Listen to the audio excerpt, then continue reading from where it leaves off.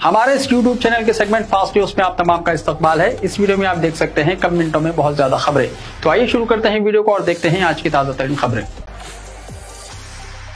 जहाँ बहक ज़ायरीन की तदफीन पर गैर यकीनी सूरत हाल, रिश्तेदारों में बेचैनी। मदीना मुनव्वरा के करीब बस हादसे में जहाँ बहक उमरा ज़ायरीन की तदफीन कल अमल में नहीं आई क्योंकि सऊदी हुक्काम ने क्लियरेंस नहीं दिया। मरकजी और रियासती हुकूमतों के खुसूसी वफूद की मदीना मुनव्वरा में मौजूदगी के बावजूद बाद नमाज जुमा तदफीन की इजाज़त नहीं मिली, जिसके नतीजे में महलूकीन के रिश्तेदारों में बेचैनी पाई जाती है। वज़ीर अखिलती बहबूद मोहम्मद अज़हरुद्दीन ने बाद नमाज जुमा या फिर असर में तदफीन का ऐलान किया था, लेकिन बाद में पता चला कि सऊदी हुक्काम ने तदफीन का क्लियरेंस नहीं दिया। गवर्नर आंध्र प्रदेश जस्टिस अब्दुल नज़ीर की क़यादत में 2 रुकनी मरकजी वफ्द भी सऊदी हुक्काम से रब्त में हैं। हिंदुस्तानी सिफारत खाना ने कल सुबह महलूकीन के रिश्तेदारों को बाद जुमा तदफीन की इत्तला दी थी। बाद में असर, मगरिब, इशा और फिर रात 10 बजे तदफीन के लिए तैयार रहने को कहा गया, लेकिन मायूसी हुई। रिश्तेदारों की आमद को 3 दिन हो गए, लेकिन तदफीन के इंतजाम नहीं हो सके। हिंदुस्तानी ओहदेदार हफ्ते को तदफीन का तयक़ुन दे रहे हैं, लेकिन बाखबर ज़राए के मुताबिक हफ्ते को भी तदफीन गैर यकीनी है। DNA टेस्ट के लिए तमाम 35 रिश्तेदारों के खून के नमूने हासिल कर लिए गए, लेकिन तमाम की रिपोर्ट नहीं आई। 20 अफराद का ब्लड मैच नहीं हो रहा है, जिसके नतीजे में सऊदी हुक्काम को तदफीन के फैसले में दुश्वारी है। बताया जाता है कि 20 मरहूमीन की शनाख्त मुकम्मल हुई है, जिनका खून मैच नहीं हुआ। दोबारा टेस्ट किया जा रहा है। अगर शनाख्त का मरहला मुकम्मल नहीं हुआ तो तदफीन इतवार को होगी। दोनों सरकारी वफूद भी कुछ पेशरफ्त से खासिर हैं। हैदराबाद से आए 35 रिश्तेदारों और हज कमेटी के 4 नुमाइंदों को हरम मदीना के करीब वैसम अल मदीना होटल में रखा गया है। हज कमेटी तेलंगाना से तमाम इंतजाम किए गए, लेकिन रिश्तेदारों को तदफीन का बेचैनी से इंतजार है। वापसी की फ्लाइट चहारशंबा 26 नवंबर को है और तदफीन में ताखिर हुई तो रिश्तेदार उम्र की सादत से महरूम हो सकते हैं। इस ज़िम्मन में वज़ारत ख़ारजा को मदाखलत करनी चाहिए। बताया जाता है कि हैदराबाद से आने वाले एक रिश्तेदार शेख इब्राहिम साकिन झर्रा को इमिग्रेशन हुक्काम ने एयरपोर्ट से वापस कर दिया क्योंकि सऊदी अरब में इनका एक केस ज़ेरे दौरान है। बस सानेह में जुमला 46 अमवात की इत्तला है, जिनमें 2 आज़मीन का ताल्लुक दुबई से बताया जाता है। दूसरी तरफ दोनों सरकारी वफूद अपने होटलों तक महदूद हो चुके हैं और वो भी रिश्तेदारों को वाज़ेह तयक़्क़ुन देने के मौक़िफ़ में नहीं हैं। सदर जमहूरिया द्रौपदी मुर्मू की हैदराबाद आमद। सदर जमहूरिया द्रौपदी मुर्मू का कल हैदराबाद पहुंचने पर बेगमपेट एयरपोर्ट पर शानदार इस्तकबाल किया गया। सरमाई छुट्टियों में क़याम के लिए सदर जमहूरिया हैदराबाद पहुंची। एयरपोर्ट पर governor Jashoda Varma, chief minister Revanth Reddy, मरकजी वज़ीर जी किशन रेड्डी, वज़ीर transport Poonam Prabhakar, mayor Hyderabad G Vijayalakshmi, chief secretary Ramakrishna Rao, director general police Shivdhar Reddy, collector Hyderabad Dasari Hari Chandana और commissioner police Hyderabad VC Sajjanar ने सदर जमहूरिया का इस्तकबाल किया। चीफ मिनिस्टर और मरकजी वज़ीर ने सदर जमहूरिया को शाल और गुलदस्ता पेश किया। एयरपोर्ट से सदर जमहूरिया राजभवन पहुंची। उन्होंने राष्ट्रपति नीलाम में भारतीय कला महोत्सव 2025 में हिस्सा लिया। सदर जमहूरिया राजभवन में क़याम के बाद आज 22 नवंबर को आंध्र प्रदेश के पटापर्ती रवाना होगी।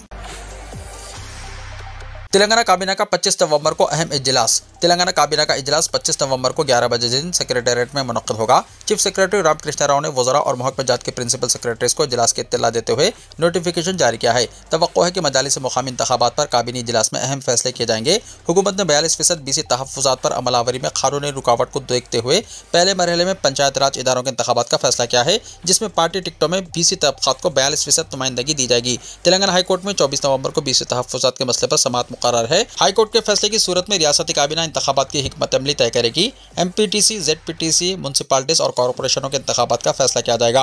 हुकूमत के 2 साल की तकमील पर 9 दिसंबर रियासत भर में तकारीब का मंसूबा है। काबीना इजलास में 9 रोज़ा तकारीब ख़त्तियत दी जाएगी। 9 दिसंबर को तेलंगाना राइजिंग 2047 डॉक्यूमेंट को मंजूरी दी जा सकती है। तेलंगाना के 32 IPS ओहदेदारों के तबादले। DCP south zone Sneha Mehra को विकाराबाद SP की जिम्मेदारी। रियासत तेलंगाना में 32 IPS ऑफिसर्स के अचानक तबादले कर दिए गए। इस सिलसिले में सरकारी अहकाम जारी किए गए। मुतबद्दिला ओहदेदारों में DCP south zone Sneha Mehra भी शामिल हैं, जिन्हें विकाराबाद SP मुकर्रर किया गया है। साउथ जोन DCP की जिम्मेदारी किरण खड़गे को सौंपी गई है। निखत ज़रीन की सुनहरी फतह। चीफ मिनिस्टर रेवंत रेड्डी की जानिब से मुबारकबाद। चीफ मिनिस्टर रेवंत रेड्डी ने तेलंगाना की बॉक्सर निखत ज़रीन को आलमी बॉक्सिंग कप फाइनल में 51 किलोग्राम की कैटेगरी में सोने का तमगा जीतने पर दिल की गहराइयों से मुबारकबाद दी। चीफ मिनिस्टर ने कहा कि निखत ज़रीन ने ग्रेटर नोएडा में मुनक्किदा आलमी बॉक्सिंग कप फाइनल्स में शानदार कारकर्दगी का मुजाहरा करते हुए एक बार फिर आलमी सतह पर मुल्क का नाम रोशन किया है। उन्होंने कहा कि इस फतह ने न सिर्फ मुल्क बल्कि आलमी सतह पर तेलंगाना की शानदार पहचान कायम की है। चीफ मिनिस्टर ने नौजवानों और खिलाड़ियों के लिए निखत ज़रीन की इस कामयाबी को एक मिसाल और तहरीक करार देते हुए उम्मीद जाहिर की है कि मुस्तकबिल में वो मज़ीद आला कामयाबियां हासिल करेंगी और नए रिकॉर्ड्स कायम करेंगी। वाज़ेह है कि तेलंगाना हुकूमत ने निखत ज़रीन को गुज़िश्ता साल ही महकमे पुलिस में DSP की मुलाजिमत फराहम की है। मुलाजिमत की तलाश में उम्मान जाने वाली हैदराबादी खातून मुसीबत में फंस गई। शहर हैदराबाद से ताल्लुक़ रखने वाली खातून फौजिया बेगम, जो अपने शोहर से तलाक के बाद रोजगार की तलाश में थी, उम्मान में एक एजेंट के जरिए मुसीबत में फंस गई। मुतासरा के अरकान खानदान ने इनकी बाजियाबी के लिए हुकूमत हिंद और उम्मान में हिंदुस्तानी सफारत खाने से फौरी मदाखलत की दरख्वास्त की गई है। फौजिया बेगम ने 21 अक्टूबर 2025 को हैदराबाद से उम्मान का सफर किया, जहाँ इन्हें एक मुकामी एजेंट ने घरेलू मुलाजिम के तौर पर काम की पेशकश की थी।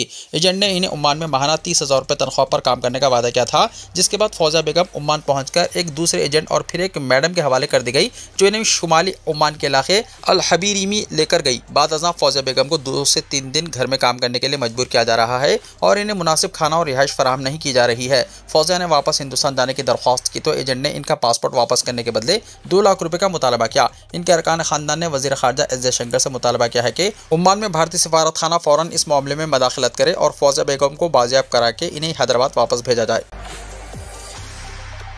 मंचरियाल से कोरोटला जाने वाली बस हादसे का शिकार होने से महफूज 70 मुसाफिरीन बाल बाल बच गए। जुमेरात की शाम रियासत तेलंगाना हाजीपुर मंडल के गुड़ीपट गांव में बस ड्राइवर के हाजिर दिमागी ने 70 से ज्यादा मुसाफिरों को एक बड़े हादसे से बचा लिया, जब ब्रेक लाइनर की खराबी की वजह से धुआं निकलने लगा। पुलिस के मुताबिक ये बस कोरोटला डिपो की थी और 77 मुसाफिरों के साथ मंचरियाल से कोरोटला जा रही थी कि मंचरियाल से 8 किलोमीटर दूर जब बस के ब्रेक लाइनर में खराबी के बाद गुड़ीपट के करीब पहियों से धुआं निकलना शुरू हुआ। ड्राइवर ने फौरन गाड़ी रोक दी। इसके फौरन बाद इसने मुसाफिरों को खबरदार किया, जिन्होंने बगैर किसी ताखिर के बस से उतरकर महफूज मुकाम पर पनाह ली। इस हादसे में महफूज रह जाने पर तमाम ने राहत की सांस ली।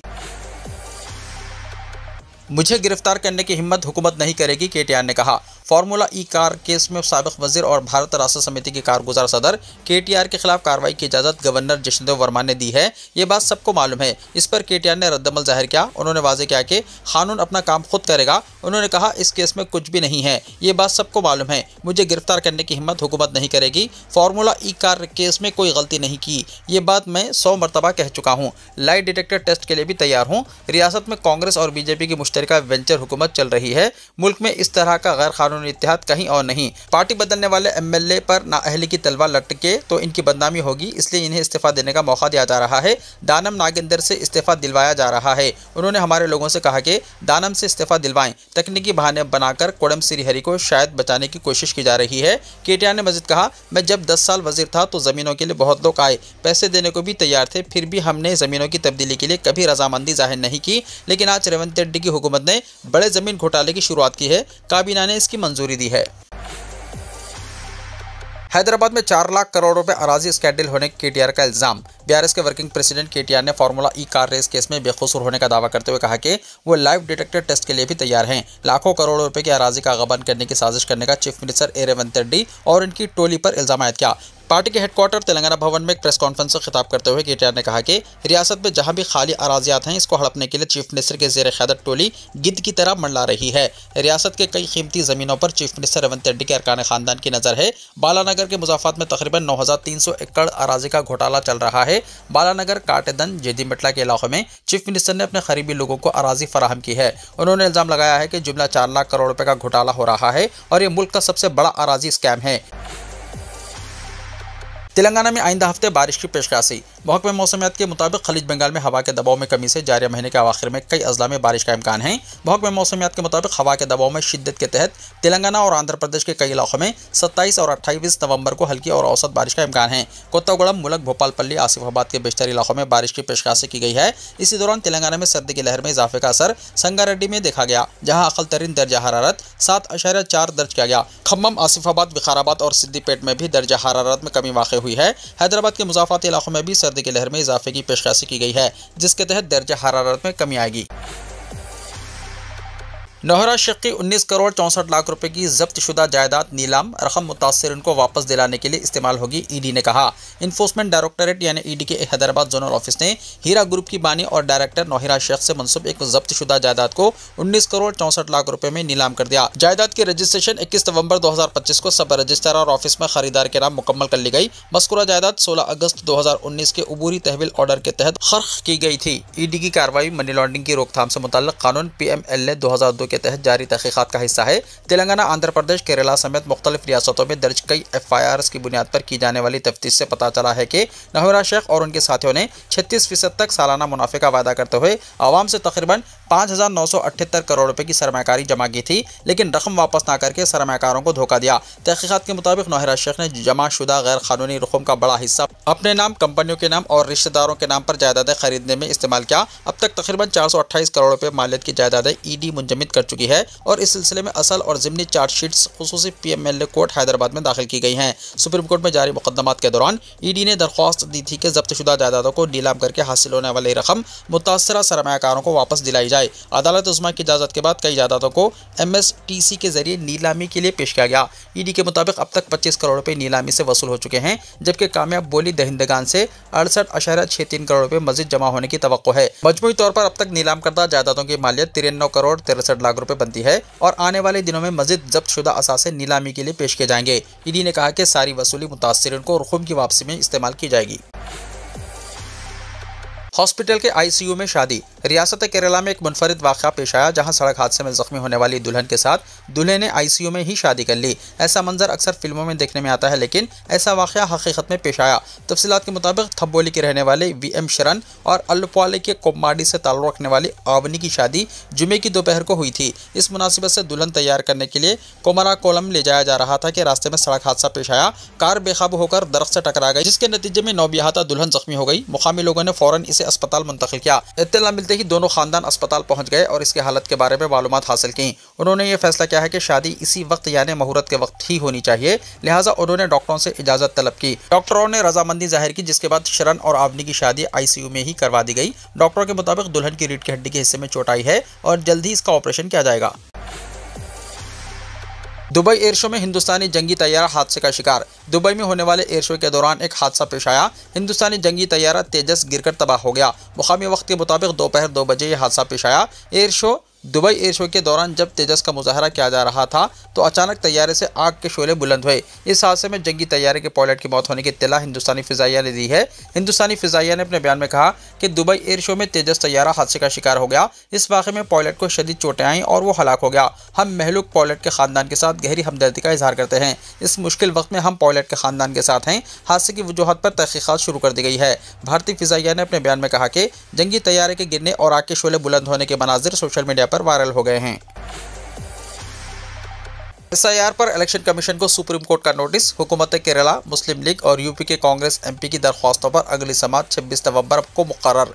केरला और उत्तर प्रदेश में फहरिस्त राय दहिंदगान यानी वोटर लिस्ट पर खुसूसी नजरसानी यानी SIR के खिलाफ बढ़ते एतराज़ात के दरमियान सुप्रीम कोर्ट ने आज एक अहम समाअत के दौरान इलेक्शन कमीशन को नोटिस जारी किया है। अदालत ने कमीशन से तफसीली जवाब तलब करते हुए कहा कि मामले की अगली समाअत 26 नवंबर को होगी। दरख्वास्त गुजारों ने इल्ज़ाम किया है कि SIR एक ऐसा मुबैना तौर पर खुफिया अमल है जिसके जरिए वोटरों की शनाख्त और तस्दीक गैर शफाफ तरीके से की जा रही है। इनके मुताबिक इस अमल में कानूनी खामियाबी हैं और इसके इंतखाबी अमल पर पड़ने वाले मुमकिन असरात को नज़रअंदाज नहीं किया जा सकता।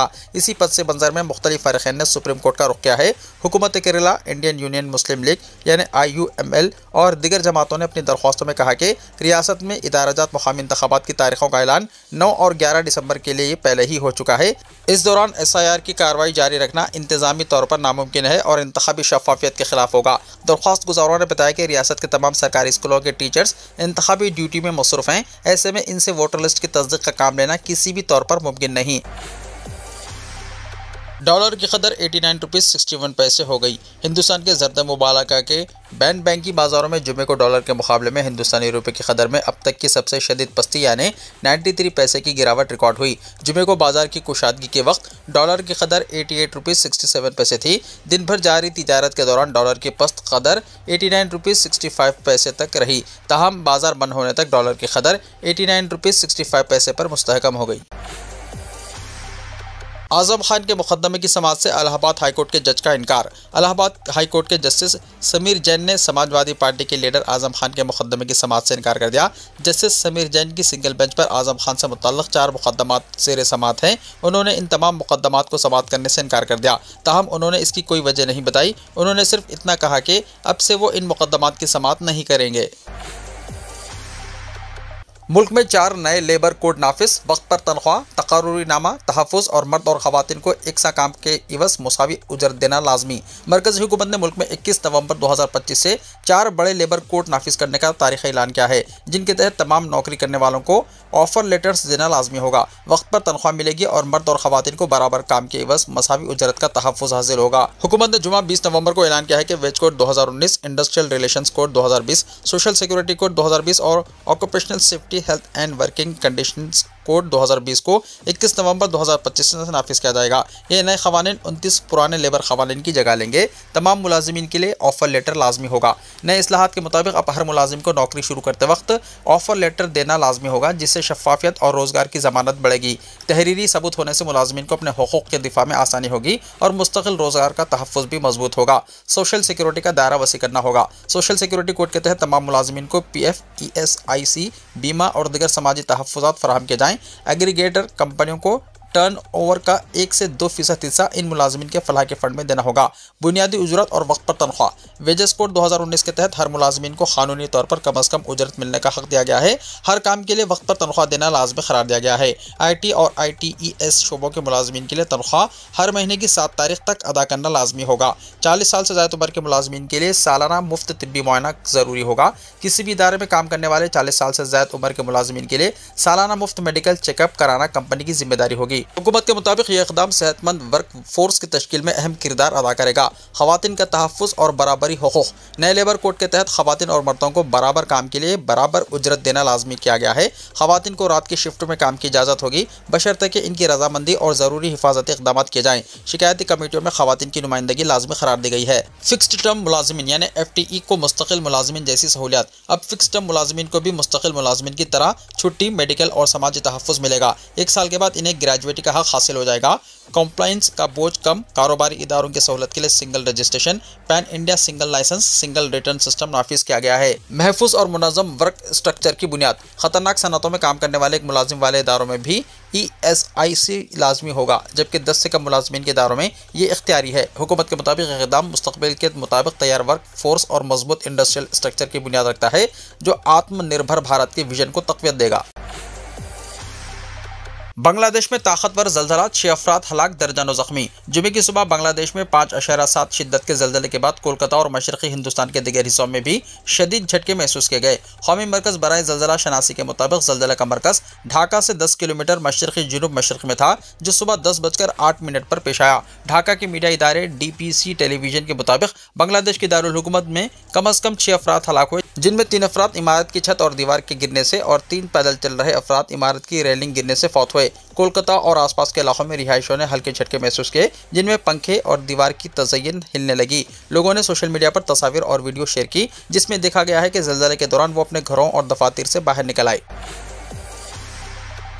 वीडियो को लाइक शेयर कीजिए और हमारे इस YouTube चैनल को सब्सक्राइब करते हुए इसके बेल आइकॉन को भी प्रेस कर लीजिए, ताकि हर आने वाली वीडियो का नोटिफिकेशन सबसे पहले आपको मिलता रहे।